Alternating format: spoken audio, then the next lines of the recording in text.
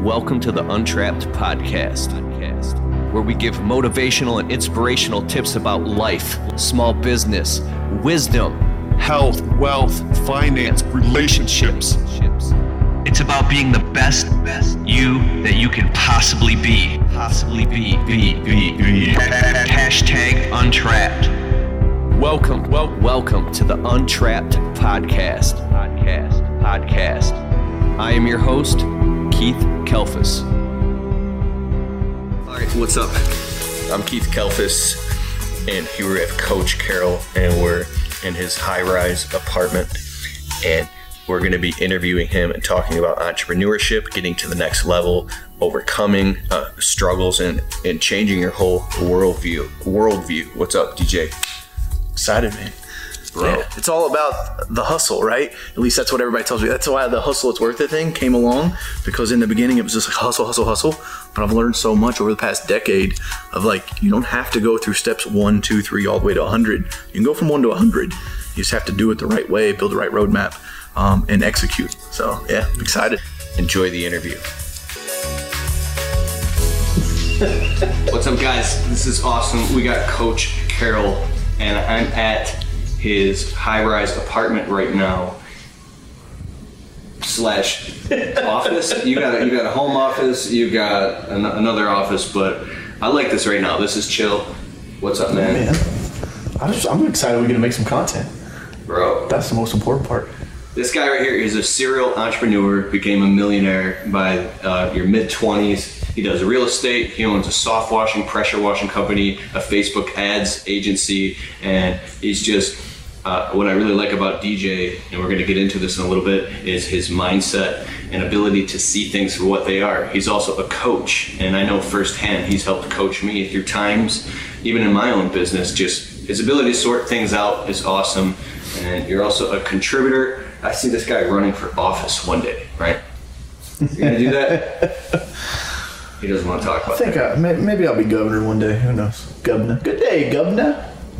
I don't know. We'll see. So to get right into it, you were even a little had something going on this morning. You're investing in a new property and building an office. You're taking a leap, something you don't normally do at this level, so you can expand and talk about facing your fears and where you're at right now. It's tough, man. So a couple weeks ago, I went to Matt Monero's AC boot camp, Attack and Conquer boot camp with him and Judge Graham.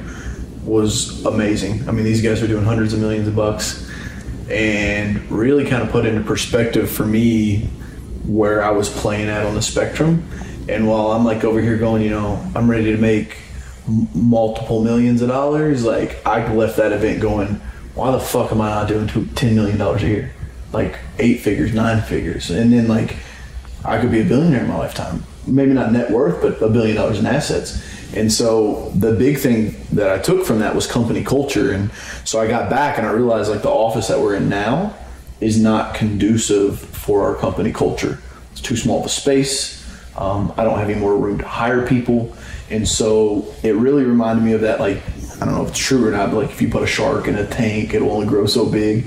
I think that's like one of the problems in my businesses. But I don't want to just baby step. I don't want to go from 1,800 square foot to like 2,500 square feet. If I'm going to do it, I want to do it and then be able to grow to $10 million in the next 3 years. And so for me to be able to do that, I've got to have a bigger space. And I mean, we're looking at about 8,500 square feet and about a 3,000 square foot office space. The rest will be warehouse. And I mean, my rent is tripling. It's going to be probably $40,000, $50,000 build out. So it's a little scary, but also I know that anytime that happens, I got to just like lean into it. And it also, I'm asking myself, like, how committed am I to get to that $10 million mark? Because if I buckle and say, oh no, we'll be fine, we'll stay here for another year, like I'll never get to 10 million. That's what I'm looking at. And I'm also just kind of aggravated, been doing this 10 years. So it's like, I would almost rather just pull this trigger and it just all come burning down. So I like what you're talking about, and for you guys watching right now, I was on the phone with you and you're talking about how maybe your accountant or your banker's doing a snapshot and looking at your track record in the past.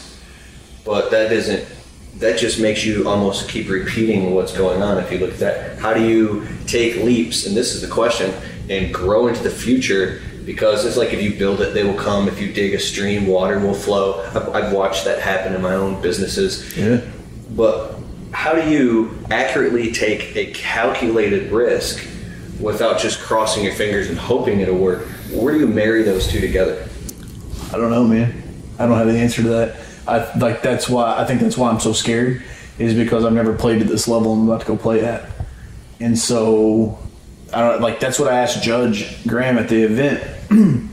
I was like, is this company culture thing something where you just build it and they'll come? If you build a company culture that is like where people are like, damn, that's badass, they're doing big things, it looks like a fun place to work at, will you then attract the A players? And he's like, yes. So it's almost like you just have to have the faith to go off the edge and do it. But at the same time, I mean, like, look at anything. Like, Bezos is putting $1 billion a year of his own money into his rocket program. Does he know that that'll ever be a success? I don't know. Probably not. He does. There's no way to know. I think it's the same thing with this. Like, I don't know that this warehouse will work. So you can, like, imagine, you know, when you're driving at night and there's fog, but you can see a good 40, 50 feet. Mm-hmm. You put your high beams on, or high beams off, actually. Yeah. But at some point, looking off the math and your current circumstances and what you've done in your track record, like, after so far, it's just gray space. Yeah. Like, it's a gray area. Do you reach out, like you've done, to other entrepreneurs and you just have to take their word for it? Kind of. Because, like, if you looked at my books and looked at where we're at, like, it makes no fucking sense for me to do this. Absolutely none. And I think that's why I'm scared. But part of me is like, I'll figure it out. And I also know, just because when I started my business in high school, like, if I put my back against the wall, like, that's when you fight your hardest. Like, you know what I mean? Like, if you had a guy pin you in an alley and you're like, this motherfucker's gonna kill me, like, you literally will do, I mean, you're gonna bite him, you're gonna scratch him, like, you're gonna do anything you can. And I've lost part of that, man. Like, I've lost part of that fight in my gut. Yeah. Because I'm getting a little comfortable. Like, I'm in a nice place, got a little money in the bank. Like, Matt Monero called me that shit. He called it false positives. He said, DJ, you're living on false positive. Like, you forget about the anniversary date so you can buy the little purse to, like, make up for it, and the bills don't come on pink sheets anymore, and you got a few grand in the bank, and, you know, it feels nice. So I'm, like, in this place of comfort. Yeah. And so I'm kind of like, fuck it, man. Like, I don't want to just get a little uncomfortable. I want to go completely off the rails. Which brings up another thing, because now that I have, I'm totally out of debt, a good credit score, and all my bills are paid, and I got money in the bank, like, it took so long just to get here. I don't want to jump off the edge again. Yeah, for sure. And so, taking the leap, going into the gray space, being uncomfortable, what is, then you must have some life purpose or vision that is drawing you to do that. Talk about that. Actually, I just talked about this with my mom the other day, because I told her that most average people, like, just things that they value, don't put the same amount of value on them. And I think it's because I really think I can make a fucking dent in the universe and change lives.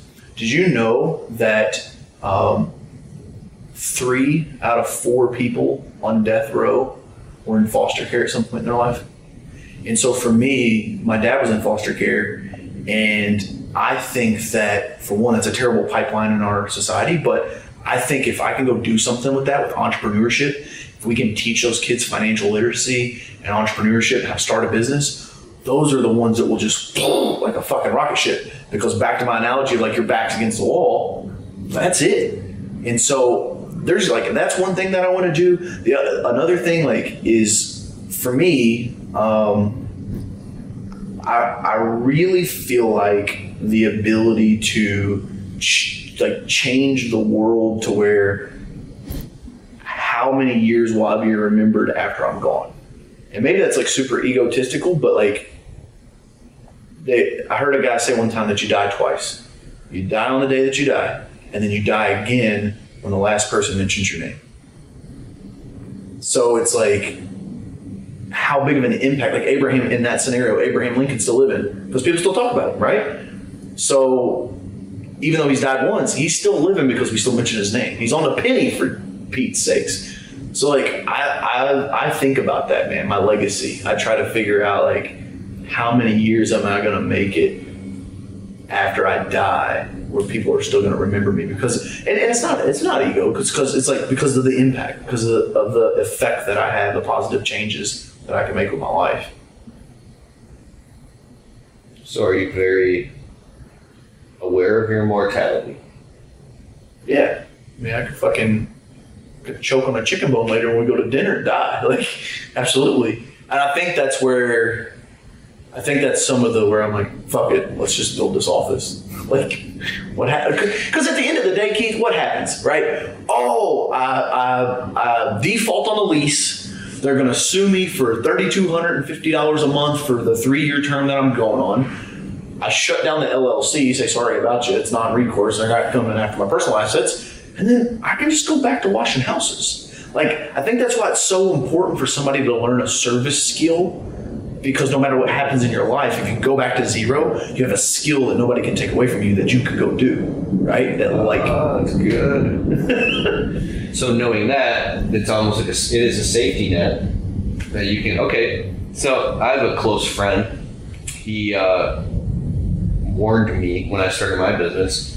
He talked about being greedy and saying that he wanted more and more and more. He became a millionaire in his mid-20s, lost everything. He kept getting into more businesses, and one just literally crushed and took everything with it, and it was a domino effect. And he slowly has built his way back up now. And he ended up going from that to sleeping in the back of his car. It was crazy. And he said he just wanted more and more and more and more and more. It was never enough. And I think that being very aware of things like that, how do you have discernment to tell whether what you're doing is for life's purpose or for ego or for insecurity inside, feeling like you're trying to fill some type of void, or maybe like, how do you navigate that territory? So first question is, what's the definition of greed? That's great. What is it? I don't know. I don't. Pursuit of gain or personal gain. Maybe look it up in the Is that Bible. Success? I don't. You know what I mean? It's like I think sometimes like This things client like of mine, he's a billionaire. He goes, greed is good. People have it wrong. Greed creates businesses and creates jobs and creates new things. And it's good to be greedy. what's the difference? What's the difference between greed and ambition? Like the only time I can think like greed is being bad is if it's at the expense of someone else, right? Like if you're just or if you're just doing it to accumulate money, like, oh, I just want to see my bank account grow. To me, I don't look at greed as like a bad thing. Like, I'm greedy, I need more money because I know that the money is the rocket fuel. You can have the most badass rocket, but if you ain't got no fuel to put in it, what the hell's the point? Right? It's just gonna be a shiny hunk of metal. Guys, if you need help being more organized and being perceived as a professional to your clients and prospective customers, then you gotta check out Jobber. Jobber is an awesome software that you can run your entire service business on. You can create invoices, quotes, estimates, work orders. It integrates with your calendar. You can collect money. You can run your whole business on Jobber and grow with it as well. Get your 14-day free trial of Jobber at keithkelfis.com/Jobber. I use Jobber in my business and it's awesome. The other thing is, I think it's important for people to know that when you have multiple businesses, it's very important that you silo them. So like where guy was like domino effect that you're talking about, this moving to this building can't take down all of my businesses. Like it could crush Easy Pro, but it can't touch Carroll Media, it can't touch the cannabis company, like it can't touch my real estate. It's siloed. So I guess as I think about it out loud, it's a little safer of a risk. But at the same time, I just know that I want A players around me. I made the comment to my assistant the other day. I said, could you imagine if everyone in our company made $100,000 a year or more? Like we only had 6-figure earners that worked for us. And then everything else is outsourced.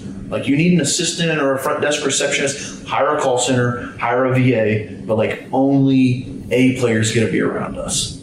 Imagine the environment that you would walk into every morning, dude. I don't know, it'd be like Google type stuff. It's just on another level, yeah.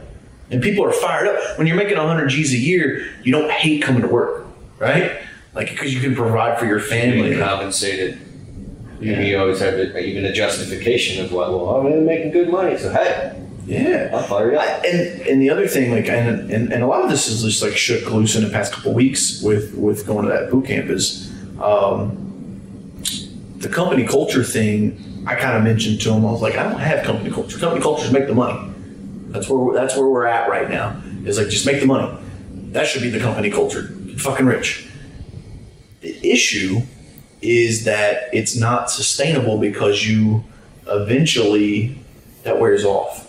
You know, like when I started my business in high school, it was just to make money because I was fucking broke. My parents were broke. And I mean, they did the best they could to help me, but at the same time, like, I wanted more things. I wanted more money and to have a better life. And so, like, that's why I started. And so it's propelled me forward to get the money. Because let's face it, like, nobody's like, oh my God, I just love pressure washing. I would do this shit for free. Nobody says that. It's a money business, right? But I think with the company culture, if you can put culture in there and have your values, like, we have core values now. I've never had those, dude. I've operated for over a decade with no company core values. And so I'm just excited. I'm nervous and I'm scared, but at the same time, I'm also excited because I'm like, one of our goals with building this new office, I told my assistant, I said, I want us to make the list, the Louisville Business Journal list here in Louisville next year as one of the top places to work. We need to be on that list. Because imagine if you're on that list. Now imagine who wants to come work for you. The guy that's like, I'm a high performer and I fucking hate this place because my boss is a dick and it's manila colored walls with old fluorescent lighting that hurts my eyes after 2 hours of being here and it smells like a 1960s office. Like, and you're doing this for Easy Pro. For everything, because what I've realized also is like, while they're siloed, like financially and legally, they all have to be vertically aligned. Like, it has to be one congruent message to push us forward. And maybe I'm not explaining that right, but like, it has to be. We have to work together. We have to have an environment that's like conductive of success, which means that like one person can be in one department and somebody else can be in this other department, but we all need to be under one roof that we love to be in because we know that the North Star is like, we're causing change, right? Like we're affecting people's lives and helping people. Because when the environment feels its official environment, it's everything because it's a reason I leased this place 3 years ago. I think I told you, remember? I was like, I got this high rise. I don't know if I could afford it. Like, and I remember like our gross sales in the ad tech company was what my rent was going to be. And I was like, I got to do it. I got to get out of little Podunk, Kentucky, Carrollton, Kentucky area because like it's beautiful and I love the trees and I kind of miss them now being here in the city for so long. But it's like I've got to open up my perspective. And so like when we walk out on that balcony and you see all these big buildings, your perspective changes because your environment changes, and that's part of it, man. Like your environment's very, very important. We're never taught any of this shit, but I think it's powerful. So I think if I create an office where people are like, man, I love going to work in there. We have cookouts twice a month, and we go and volunteer once a quarter. We're doing I just sent an email earlier today. There's a trick or treat thing that we're doing for the Family Scholar House here in town. So they help like like mothers that have been in abuse situations and things like that. So we're gonna go do like the reverse trick or treat. And I'm making everybody go because like we need to get back. Say that again. Edit. Say mothers that have been in bad situations because the gals are looking at that word. Oh. Okay. Cut. Edit. Go. So we're going to the Family Scholar House, and it's going to help mothers that have maybe fallen on hard times or things like that, that have children. One of their things is to help against fix poverty and things like that. So we're just going to keep trying to find things like that to be involved in it because you feel good when you give back. And so imagine giving back with the whole team. It's not going to hurt anything, right? Like there's nothing negative that's going to come from it. Yeah. I think we just need to do more. Yeah. Awesome. Yeah. All right, man. So to expand a small business to the point where it becomes a cash cow, systematized, then you can start taking money and funneling it into investments where your money makes money for you, where you can afford to hire people legitimately and start to delegate. See, one of the things that stops small business owners from, or self-employed guys from getting to the next level is man-hour rate, profit margins, enough profit margin to be able to hire the right people and to start to delegate without the fear of, oh my God, this is going to make me broke. So you're not running around trying to do everything yourself, because when the money's coming in, just peel it off and start hiring people and delegating. So what does that look like? Things you should start saying no to or raising prices on or get rid of altogether? What did you have to do in your journey to start making those necessary changes so you could say, hey, this makes me money, this will allow me to do this, but this doesn't. And this has got to go or it's got to change. What talk about that? Make sense? Yeah. So I've got two schools of thought on that. One, that's why it's so important to learn how to sell. Because if you can sell, make transactions, make people do things. Which you have a program called Sales Excellence University. Sales Excellence University. What is it? SalesExcellenceUniversity.org. And literally, you and I talked about this. I changed the title. I literally said that plugin. It's the number one program online to become excellent at selling, because it's me. It's all me. I tell you exactly what I did to grow my landscaping business. And the majority of it's phone calls, like just pounding on the phone. Here's where most people screw up, is that they come up with all these reasons of why they can't grow, they can't expand, but they don't take enough action on the sales side. They think that their job is to do the work. Your job, number one job, is to get the work, and to get the work at profitable prices. Because a lot of people it's easy to get work if you're the lowest guy or if you're doing it cheap. But you have to have profit. And the other thing is, like, start with the end in mind. What do you want to do? Like, yeah, I want to go save the world, make a dent in the universe, name for 200 years. But that's not for everybody, and I know that. That's not lost on me. A lot of people are like, bro, I just don't want my family to want for anything. I want I want to take care of my kids. I want to, be comfortable, yada, yada, yada. That's fine if that's what makes you happy. You have to start with whatever makes you happy. So you don't have to grow this ginormous business if you don't want to do that. But I think it goes back to, like Napoleon Hill talked about in Think and Grow Rich, rendering personal service and valuing yourself at a high enough level. I'm pitching a client tomorrow. It's $20,000, and it's just strictly for our retainer for my consulting fee, because he has a really good business, but he's struggling with like that online digital advertising stuff. And I know I can help him. I'm not gonna fucking help him for free. It's like, this sounds awful, but like, if he goes out of business, it doesn't affect me. And I know that sounds ruthless, but like, that's just the way you have to look at it, because you only have so many hours in a day. So when you're talking about like the small business, is like, you got to figure out, do you just want to be small? Because I think a lot of people beat themselves up because they're okay with being a small business, but then they like constantly measure themselves against a medium or a big business and beat themselves over the head over and over and over again, but they're just doing the actions and activities to stay a small business. And then the other school of thought on that is leveraging debt. Use other people's money. Like if you can't go out and make enough sales in the beginning to get it rolling. Hey, real quick, one of the things is the thought could be, hey, if I'm already overwhelmed dealing with just this, how in the heck am I going to deal with doing all that without destroying my personal life or XYZ? And if people think that, I've thought that before, how am I going to deal with, like, I'm already stretched to maximum capacity. I don't want to take on anymore because it's the pain pleasure principle. If that's going to be way too painful, and eventually there will be a collapse. I'll burn out if I take on all that. So, but if you have people, you leverage them. You put that burden on them. Yeah. It's not like it comes more. Like, my assistant needs me to give her more things. Yes. Like, she's literally like, give me more shit to do.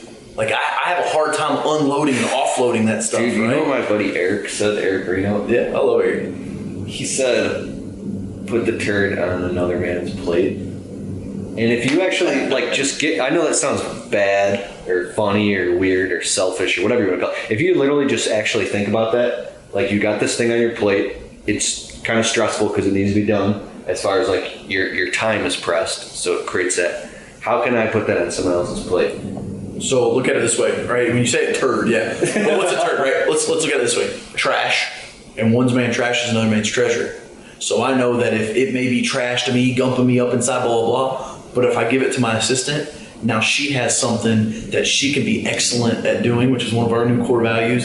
She can be excellent at it, which then allows her to like prove to me like, damn, she's really, really good. I'm going to give her more money now because it made my life better, and now I'm making her life better. So it's the perspective that like you just got to have of this person in your business can probably do the job way better than you can. Why not give it to him? Like, why hold it? Why keep it back? Like, I don't know. See how I'm yawning? It's because I'm integrating me just talking to you right now. Like, yes, confirmation. This is the... Or I'm just pouring your shit out of it.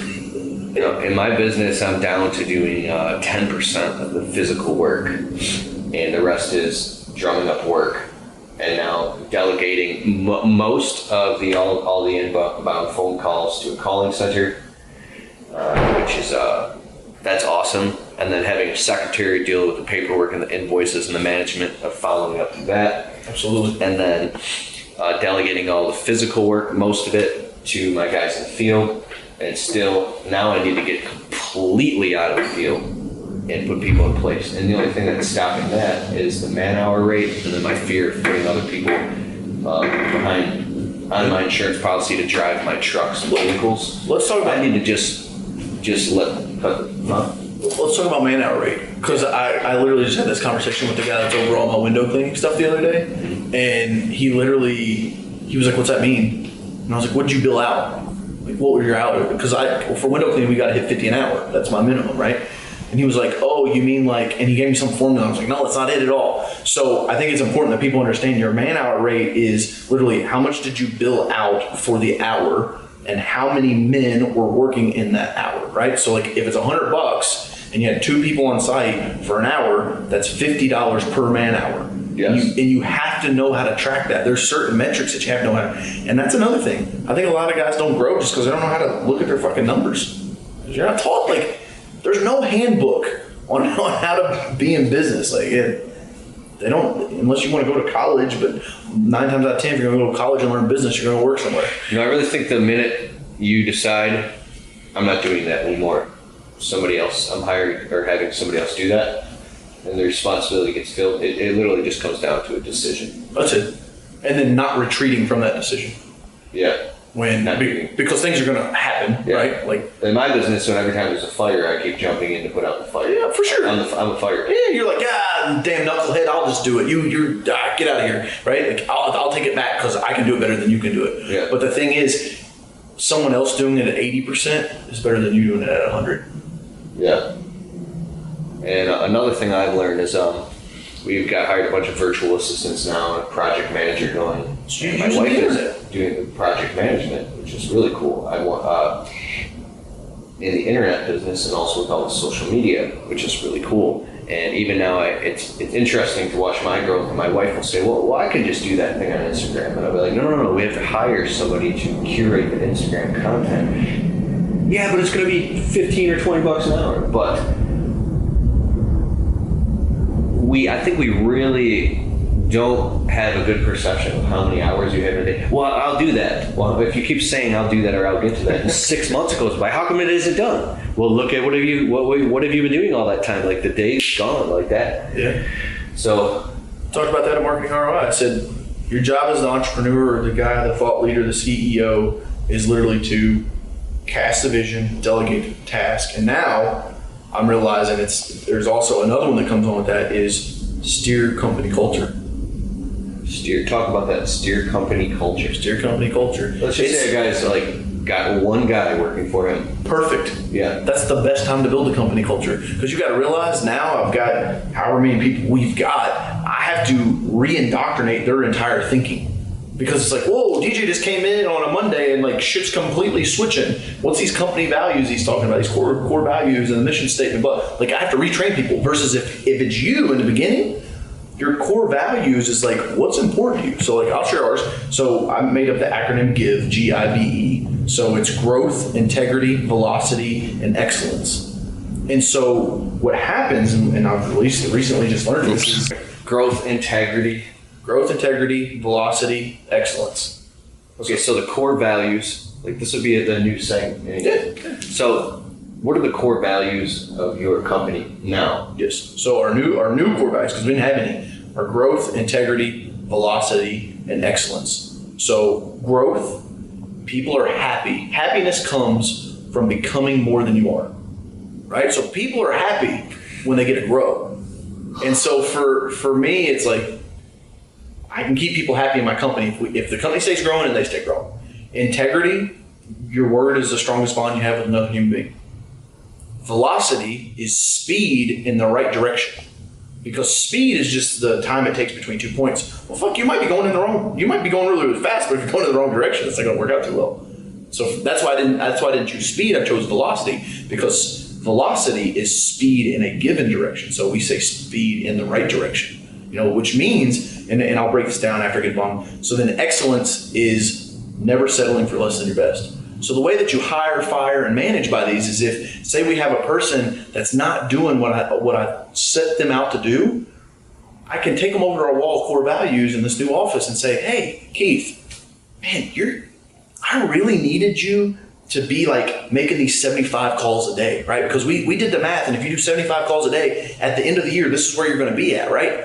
And so for me, I don't really feel like you're going in the right direction here. Remember when we talked about velocity? It's like about going fast in the right direction. Now, maybe it's my fault. Maybe I didn't set you on the right course. Or maybe it's your fault that you're not following that course. What's going on here? That's a whole different conversation than setting a guy down and going, you fucking loser, why aren't you making 75 calls a day? Which is like 1950s management. This shit doesn't work anymore.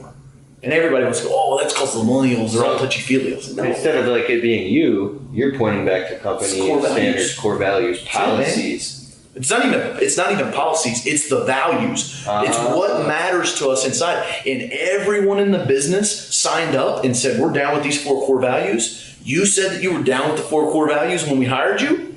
What's changed? Right now it's not about me and you, and I don't like you or you don't like me. It's you're letting us and a team down because you're not living up to the same values that we hold ourselves to. See how that changes shit, dude? Yeah, man. Dude. Oh, wait. You just went. Does that make sense? Yes.